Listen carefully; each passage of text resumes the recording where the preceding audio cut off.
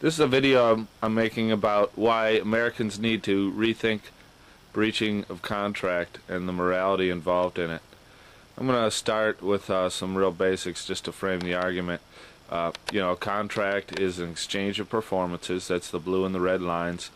One person exchanges money for another item that they think is of equal value, and maybe a car. It could be something like a lawnmower or lawn tractor, and for $1,000, or a service like your internet service or telephone service for $50.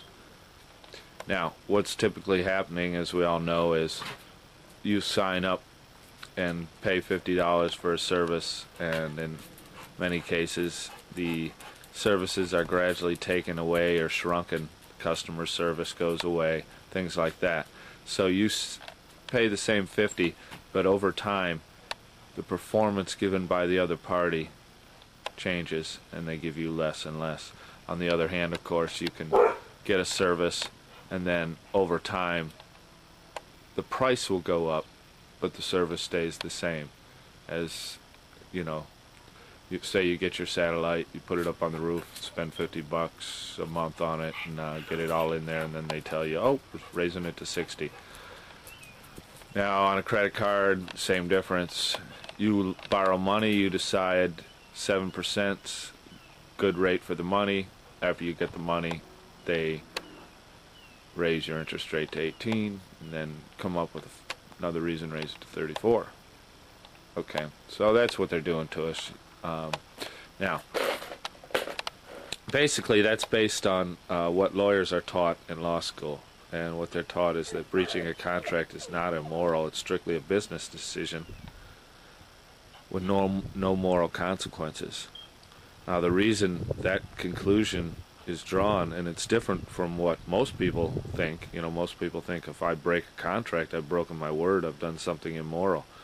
Well, the reason lawyers are taught that is because there's a system of laws that defines who pays damages in the case of a breach. It's called the UCC. So, say you're going to buy 50 flags for $50, the two parties agree. If the guy that has the flags miscounts his inventory, he can only come up with 25 flags. The other guy has paid him 50. The seller owes either 25 flags, or he needs to pay the guy $25 back and any associated costs the buyers might have.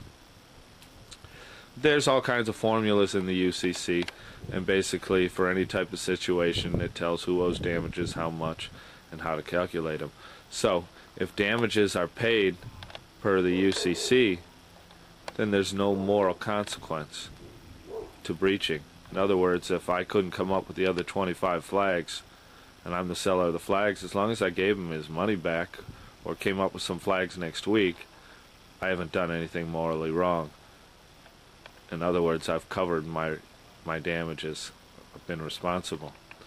Now, going back to what the lawyers are taught, that's why they're taught breaching a contract is not immoral. It's strictly a business decision with no moral consequences. It's a business decision. If you don't want to supply the 25 flags, fine, give him his $25 back. It's a decision, that's all. Now, when a breach is immoral is when it's based on power. In other words, if you sell a car to your neighbor and he takes the car and then instead of paying you says, no, I'm not going to pay you, I'll beat the crap out of you instead if you ask for the money. He's breaching, he's not performing, and he's doing it just because he has more power. He has the power to breach, he's going to do it. It's power play. Okay? Now, let's say the morality of most people is when they breach, they feel bad, they pay damages. Okay? If you sell a car to your neighbor for $1,000, he gives you $1,000, overnight it's stolen, you give him his money back. Okay? Now, but when a corporation these days breaches, there's no damages offered or paid. Why is that? Well, it's strictly a power play. Just like your neighbor who beat you up if you try and collect the money. Or just like if you had a neighbor bought a car from you, put it in his garage, and then when you were supposed to collect the money the next day, he wouldn't answer the door. Okay, same thing. He's just breaching based on the power. He can hide behind that door, and he's got your car in the garage. Now, corporations' power is based on your lack of time. They know you don't have time to chase them all over the world. And it's also based on abusive jurisdiction rules that are in the contracts they write. In other words, they'll say, yeah, you can sue us, you just have to come out to South Dakota and do it. Legal firepower, they have just, a wall of attorneys you have to fight, and they have a legal template made because they know when they rip a million people off what's coming. On the other side, the million individuals really don't have the legal expertise or time to put together a case that would take a month to put together to try and defeat the breach. And corporations have been paying off our Democratic and Republicans so long that basically the courts are filled with judges who are biased in their favor. And the cost-benefit of fighting them is just not worth it. What are you going to do? Drive to South Dakota to try and fight them? And it's just not worth it. They know it. Adhesive contracts, it's, same basic thing. It's take it or leave it. And say you want to buy an LCD at the store, you're not going to find an LCD out of the 5 different brands that don't have an adhesive contract. They're all the same. You want to buy an LCD, you're going to agree to an adhesive contract. Take it or leave it. And finally, their power is based on their ability to address your breach.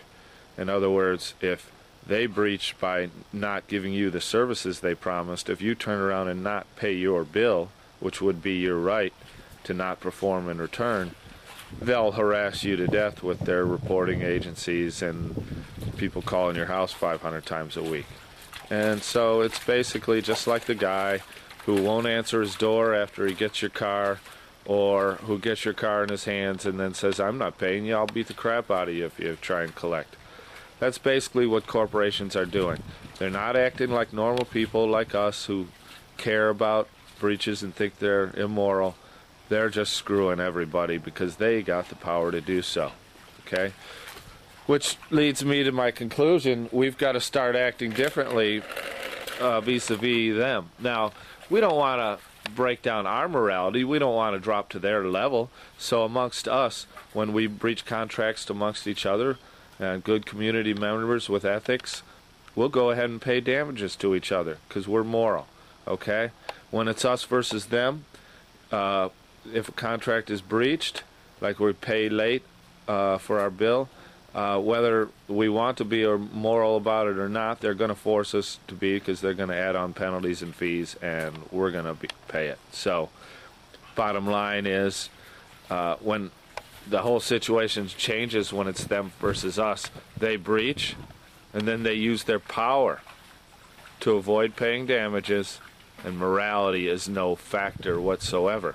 So they perverted the whole concept back here where it was, no breach for immoral. It's not immoral to breach, and the basis was they're paying damages, okay, readily, in a fair manner for both parties.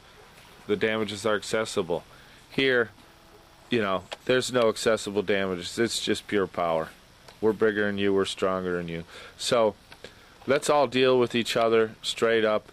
Not let them bring us down to their level. Let's deal with each other fairly.